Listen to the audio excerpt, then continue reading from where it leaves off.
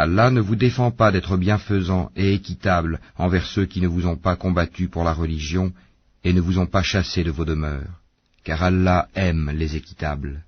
Allah vous défend seulement de prendre pour alliés ceux qui vous ont combattu pour la religion, chassés de vos demeures et ont aidé à votre expulsion, et ceux qui les prennent pour alliés sont les injustes.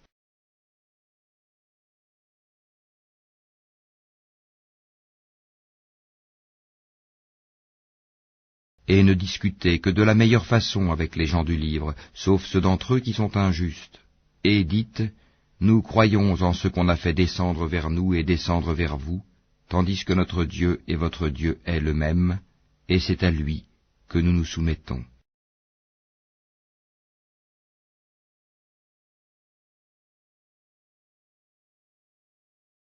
Il y a certes parmi les gens du livre ceux qui croient en Allah et ceux qu'on a fait descendre vers vous, et en ceux qu'on a fait descendre vers eux.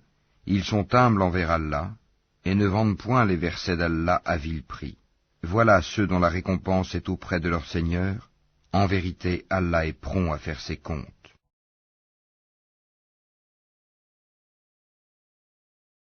Mais ils ne sont pas tous pareils.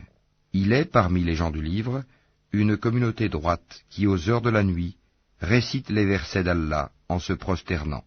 Ils croient en Allah et au jour dernier, ordonnent le convenable, interdisent le blâmable et concourent aux bonnes œuvres. Ceux-là sont parmi les gens de bien. Et quelque bien qu'ils fassent, il ne leur sera pas dénié, car Allah connaît bien les pieux.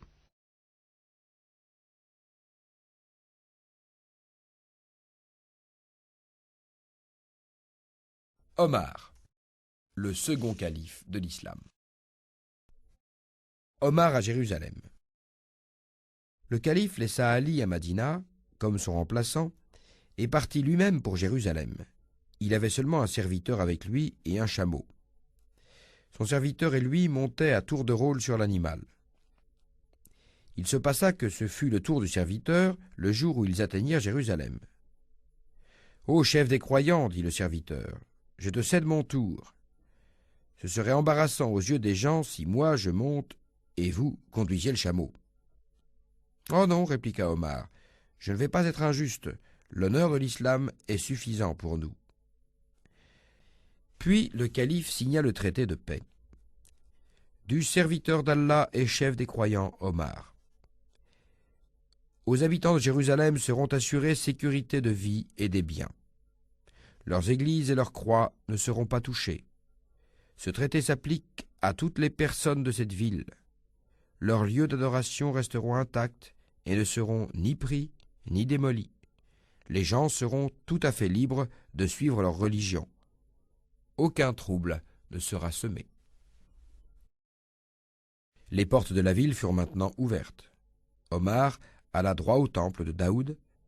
Là, il pria, sous l'arche de Daoud, puis il visita la grande église chrétienne de la ville. Il y était encore lorsqu'arriva l'heure de la prière de l'après-midi. « Vous pouvez la faire dans l'église, dit l'évêque. »« Non, répliqua Omar, car si je le fais, les musulmans peuvent un jour prendre cela comme excuse pour vous enlever votre église. » Et Omar pria sur les marches de l'église, et après donna à l'évêque un écrit qui disait que les marches ne doivent jamais être utilisées pour les prières en congrégation, ni pour le hazan. Finalement, Omar choisit de se retirer. En voyant cela, Abu Obaïda dit « Ô Omar, fuyez-vous le destin d'Allah » ? « Oui, dit Omar, je vais du destin d'Allah au destin d'Allah. »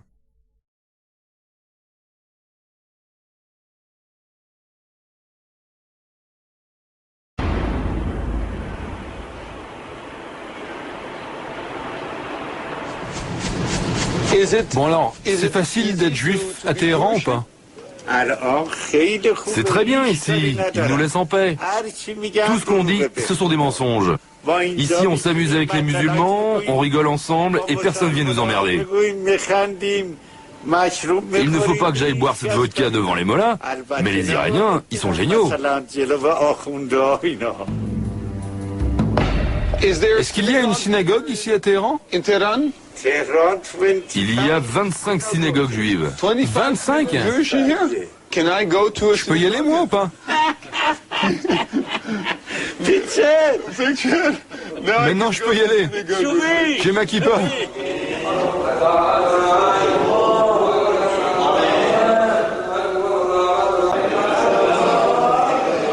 Je suis en plein cœur de la capitale iranienne, de la République islamique d'Iran. Et c'est bien un endroit où je ne pensais pas porter une kippa. Et c'est absolument incroyable. C'est incroyable. Ils ont sorti la Torah et ils sont en train de prier avec, quoi. C'est vraiment des images que j'imaginais pas voir en Iran, quoi. J'ai jamais cru que je rencontrerais un juif iranien. C'est vraiment unique. C'est comment d'être juif en Iran? Vous devez vous rappeler que les Juifs vivent en Iran depuis plus de 30 siècles. Alors ce n'est pas un phénomène exceptionnel. En fait, ce sont souvent les médias qui racontent n'importe quoi. Nous sommes la plus grande communauté juive du Moyen-Orient après Israël, et c'est vrai qu'être une minorité religieuse dans un pays religieux, ça peut poser des problèmes. Mais ce ne sont pas des problèmes majeurs.